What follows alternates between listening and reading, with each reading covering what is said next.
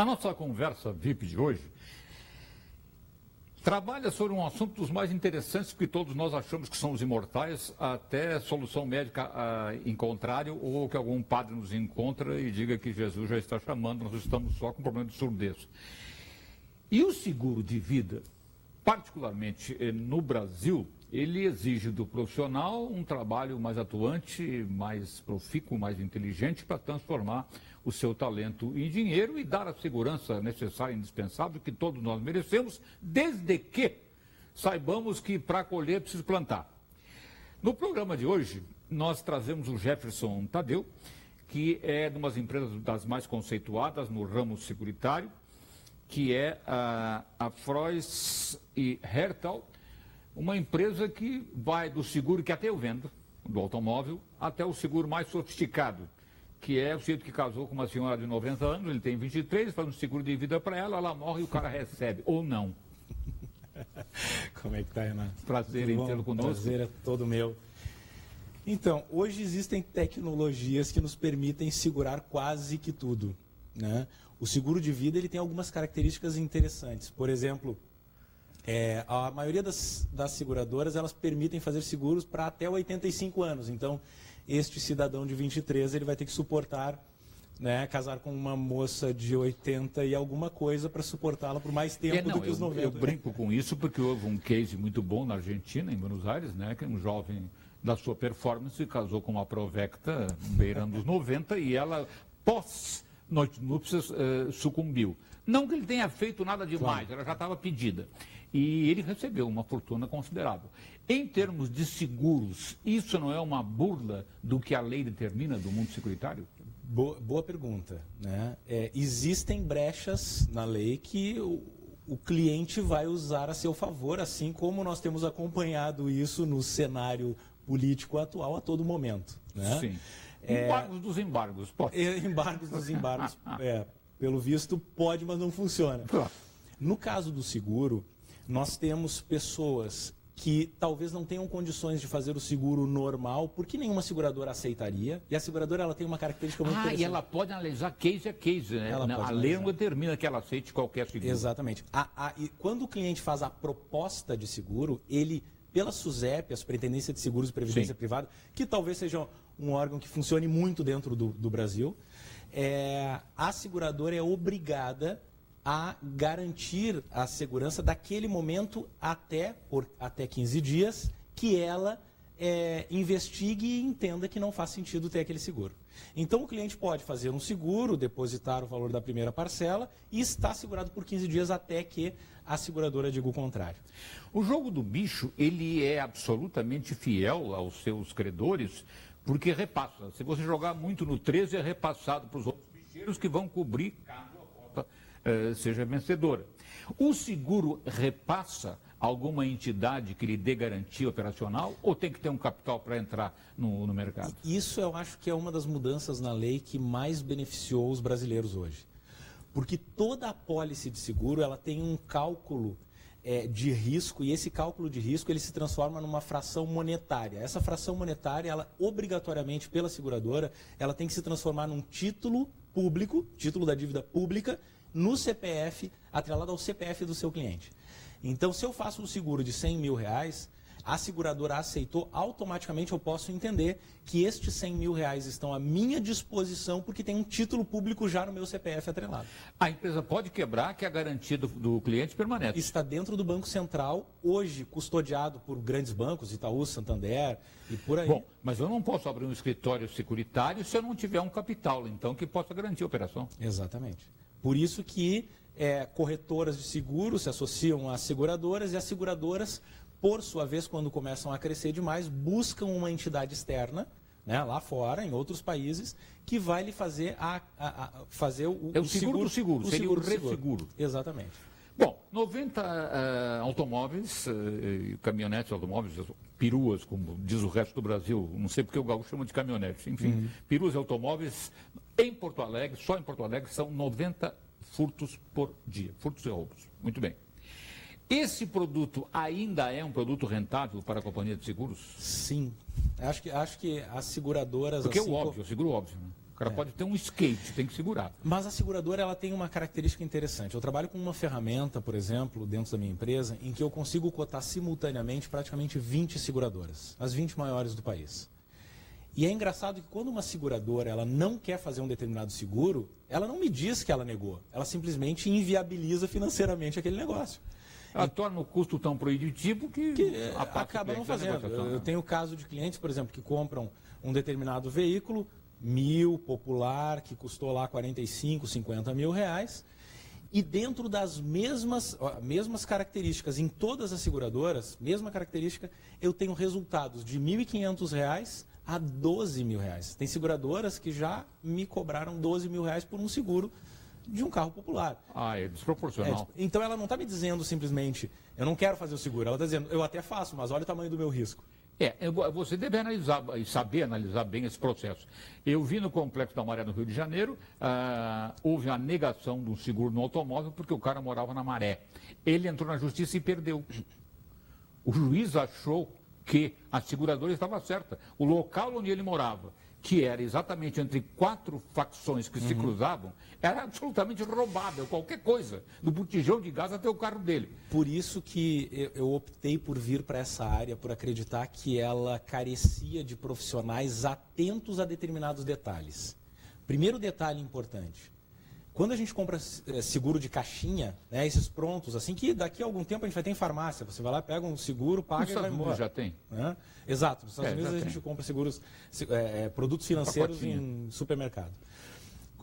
Como você, no banco, geralmente você acaba comprando produtos prontos, eu ligo para o banco e digo, quero um seguro de vida, ele diz amém, vou debitar da tua conta, ele não sabe se eu tenho um olho, 2 pernas, se eu tenho um rim ou não. E se está em risco de vida iminente, né? O que o banco vai fazer, o que a seguradora vai fazer é a análise do sinistro. E aqui está a grande diferença e onde eu entro. A minha empresa, faz a análise do risco. Quando foi negado esse seguro, provavelmente a seguradora disse, houve má fé. Por quê? Porque não me informou onde ele morava. Porque se tivesse me informado, provavelmente eu teria negado. Você faria um custo exacerbante, como foi esse caso aí, inviável de realizar. E o que eu faço é justamente isso. Eu entendo. Eu costumo dizer, Renato, se me permite, é o seguinte. Nós vivemos numa ponte. Sim.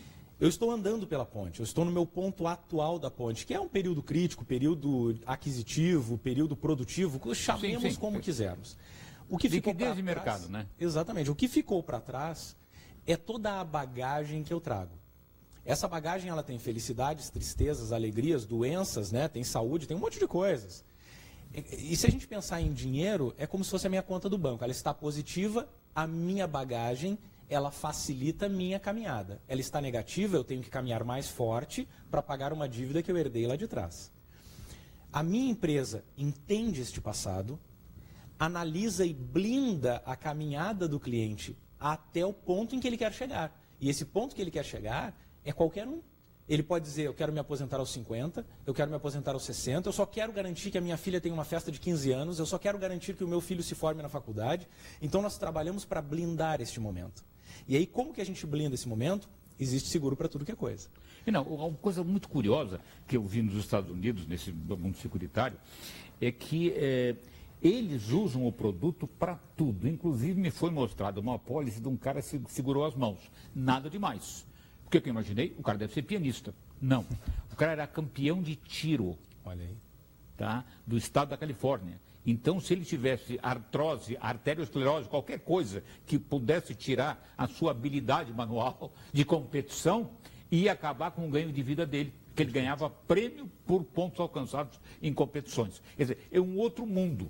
Mas você seguraria as mãos de alguém pianista, digamos? Sim, e vou mostrar uma diferença muito, muito clara que existe no mercado hoje. Quando nós compramos por livre e espontânea vontade um produto, achando que estamos segurados, por exemplo, um brasileiro campeão de tiro que quer segurar suas mãos, ele vai, não é falar contra bancos, mas ele vai num produto de caixinha, que geralmente é vendido por bancos no Brasil. Sim. Ele Aliás, o banco é um atravessador do seguro, porque não é técnico nisso, né? E eles nem são uma seguradora. O Banco do Brasil trabalha com um monte de seguradora, Mafre, Catu.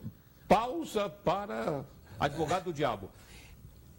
Então, eles tecnicamente não seriam habilitados a vender o seguro? Ainda que o sejam, em realidade, tecnicamente não. Perfeito. Eu não vou dizer nenhum. Eu vou dizer assim, a grande maioria, esmagadora maioria... Pode ter um grande técnico lá dos dentro. Gerentes de banco não fizeram o seu curso na Funenseg e nem tem a habilitação da SUSEP, que é a Superintendência de Seguros e Previdência Privada do Brasil, para atuar com a venda. Isso aí tange o ilegal, né? Porque se eu pegar alguém de banco vendendo um imóvel sem o uso do corretor de imóveis, eu estou cometendo um crime fiduciário. Exato. Tá? Então, no caso do seguro de pessoas não habilitadas, eu, por exemplo, resolvo vender um seguro para pegar a comissão. Me acerto com um agente fiel, que seria um dos seus, digo, vamos levar uma beira aqui e tal, eu estou cometendo um crime.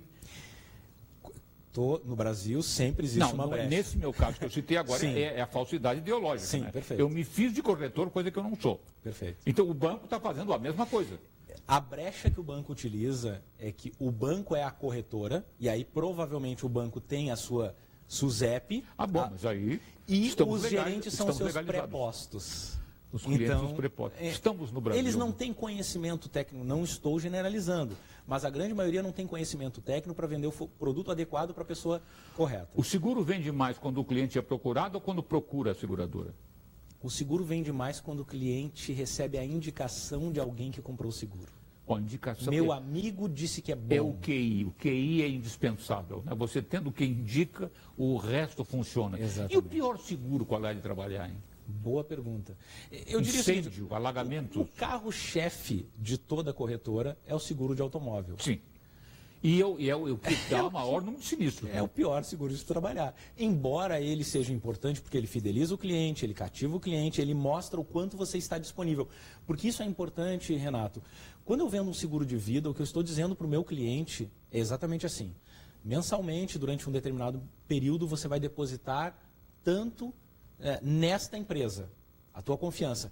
E o que eu te garanto é que mesmo que você não esteja aqui, eu trarei o dinheiro para a tua família. Então a confiança que o cliente tem que ter no seu agente é muito grande.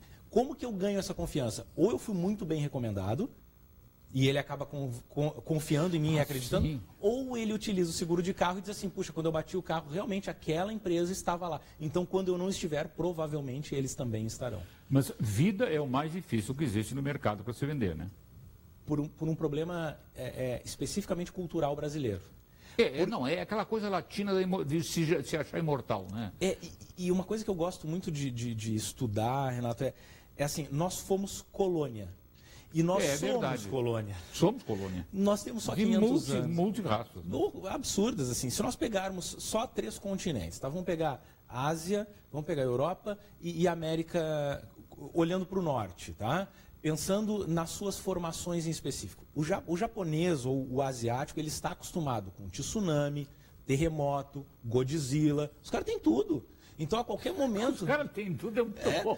Parece que é uma benesse, né? Mas vamos imaginar o seguinte, Godzilla. Lembra daquele caso da avenida no meio da cidade que desabou? Numa semana os caras estavam com tudo funcionando. A cidade do México tem até hoje um bairro inteiro soterrado num terremoto e está lá como ponto turístico. No Brasil, uma semana depois, nós teríamos a EPTC com alguns cavaletes e talvez gente pescando dentro do buraco. Claro, é a menor bronca, né?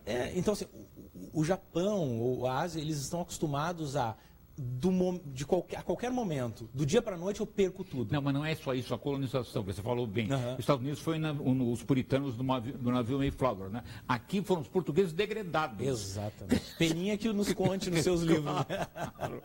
Mas exatamente, então, essa colonização que veio para cá, ela nos trouxe um pouco de esse mix, essa mistura riquíssima em cultura, quando a gente fala de cinema, música, né? Quando a gente fala de artes, mas ao mesmo tempo uma bagunça mental quando eu penso no que eu tenho que pensar para o meu futuro. Não se prioriza o futuro, vive-se mal e porcamente o presente. Exato. E aí você ausenta o seguro dos seus planos. Né? Exatamente, veja, Portugal, né, que é, na sua grande maioria, Portugal, ancestrais. Italianos, né, alemães, todo mundo veio para cá.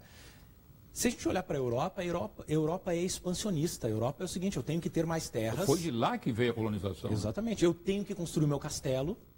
Tanto é, Renato, que note só o importante da colonização no Brasil, né? Onde o governador do estado mora? No palácio. Piratini. É bem Onde bem o nosso colonial. presidente da República mora? No Palácio do Palácio. Jaburu. Agora vamos nos Estados Unidos, onde o Barack Obama, o Trump, onde eles moram? Na Casa Branca. Casa Branca. É uma casa. Por quê? Porque é igual. Claro. Ele é o meu funcionário. Tanto é que o Bill Clinton quase caiu porque ele mentiu. E ele pediu perdão. O Nixon caiu e depois teve uma morte discutível se houve psicologia no meio ou não, né, de agravar o case dele, né, porque mentiu. E a colônia, exatamente a colônia, o que ela faz? Ela diz assim, ó, o meu governante é quase um deus. O meu governante, ele é divino.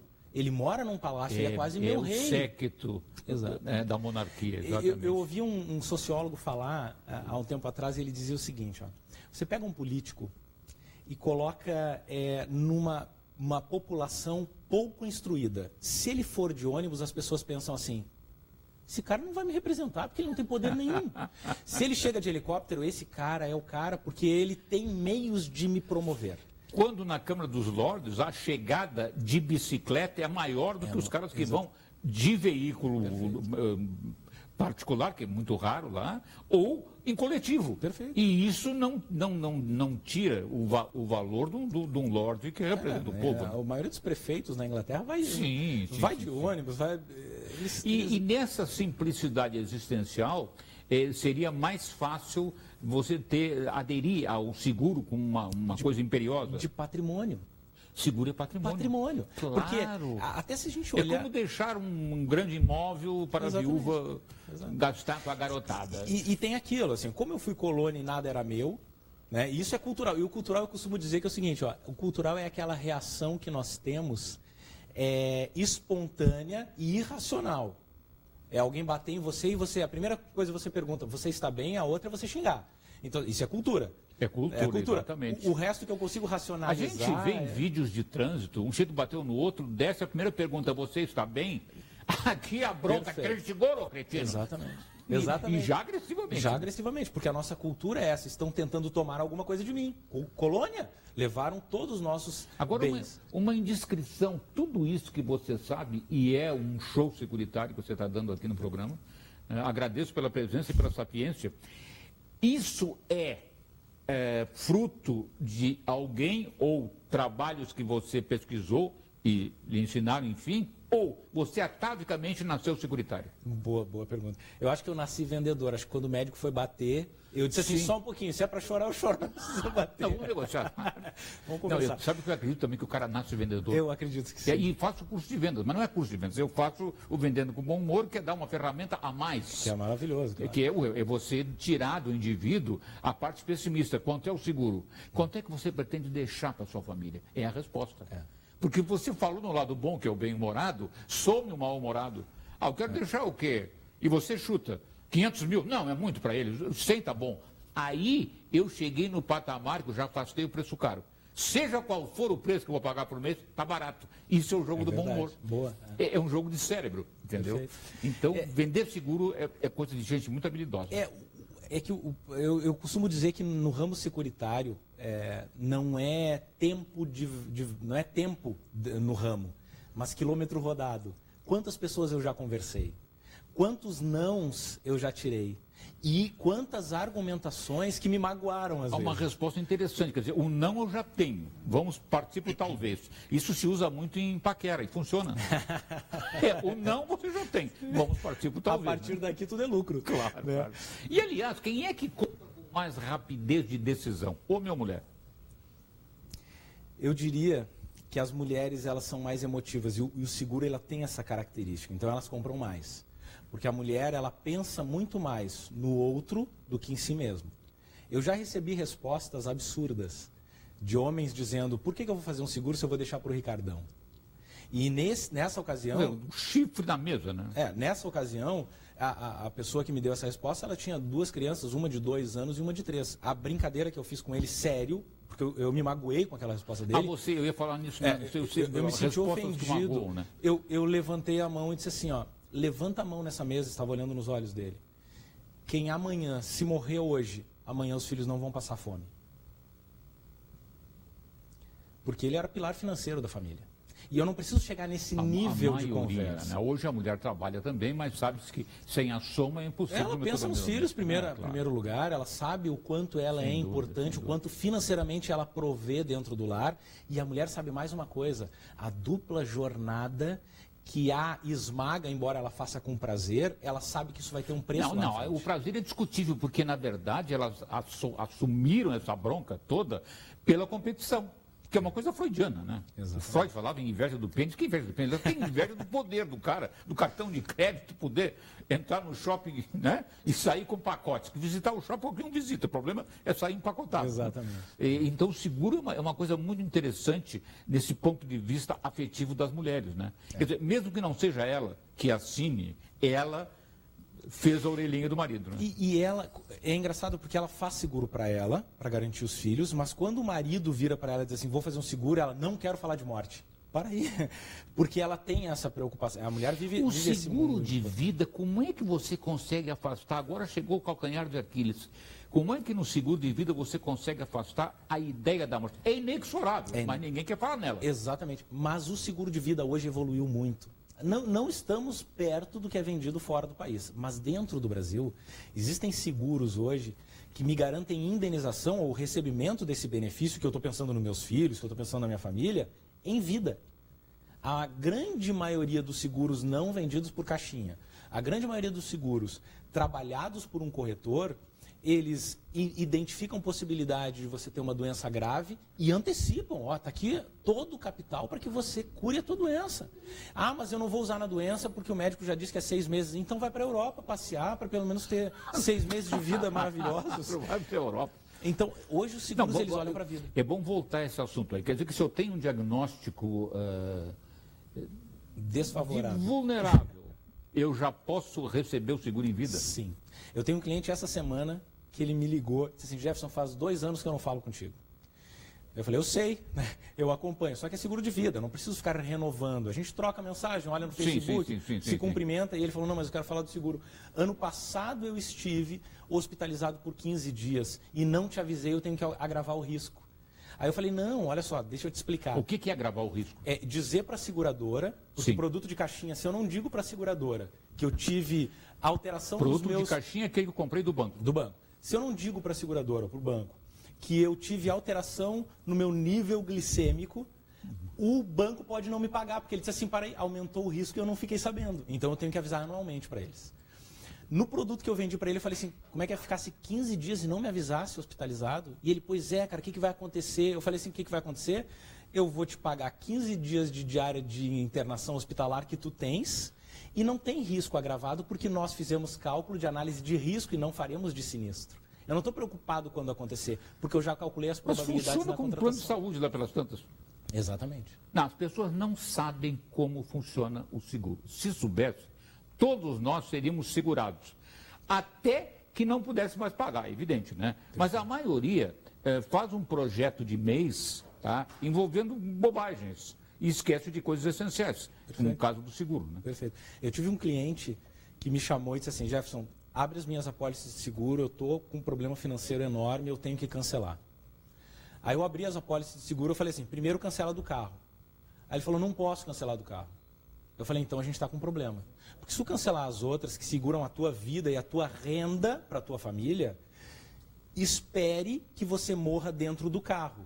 E bata o carro, e dê perda total. Porque daí pelo menos o teu corretor vai chegar para tua esposa e diz, compra outro carro. E o preço do FIP está garantido. Está garantido. Mas tem que ter essas condições, tem que ser dentro do carro e tal. Então isso é um problema. Ao passo que eu tenho produtos hoje que eu não preciso pagar a minha vida toda. Eu posso dizer, Jefferson, eu quero pagar um seguro, mas eu quero pagar por 10 anos e quero estar segurado o resto da minha vida. Ótimo. Você compra uma apólice de seguro, você quita ela em 10 anos e está segurado o resto da vida. Seguro extremamente barato. Né? E se a gente olhar comparativamente, a brincadeira que eu fiz com o cliente sobre o seguro do carro e de vida, é que o seguro de carro hoje, vamos pensar num seguro de carro de uma pessoa de 40 anos de idade, lá que tenha 20 anos de carteira, essa pessoa vai pagar aí R$1.500, R$2.000 por um seguro de carro. Por um carro que vale 40, 50 mil. Com R$2.000 por ano de um seguro de vida, ele garante para a família dele quase R$500 mil. É uma diferença grotesca. O problema é o cara ser suicidado, né? Mas fora isso, É perfeito. Se for um auto-suicídio, Claro. tem que ser em 2 anos, porque antes disso não paga. Tá? Jefferson, a finaleira, porque o desemprego no Brasil é uma tônica que permanece, não tem a ver com crise. É uma instituição sul-americana.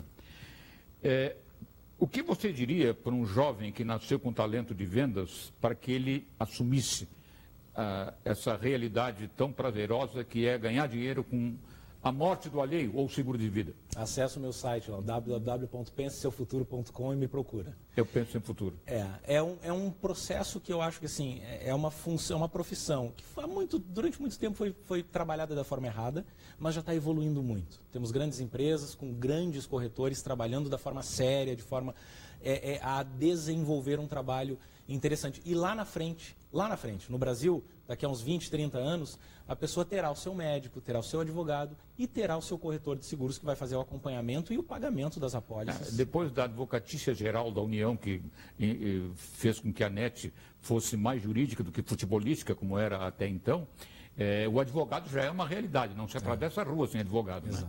Agora, o seguro seria o máximo, é você ter o seu agente securitário para todas as entraves da vida. Jefferson, foi um grande prazer, muito obrigado. Sucesso. E olha, eu fico com a inveja, que a única coisa que eu invejo é a inteligência alheia, né? A sua rapidez de raciocínio deve fazer da sua empresa uma empresa das mais exitosas nesse ramo tão difícil que é o seguro de vida. Muito obrigado e estamos de volta sempre às quartas, quintas e sextas aqui na TVU com o nosso Conversa VIP.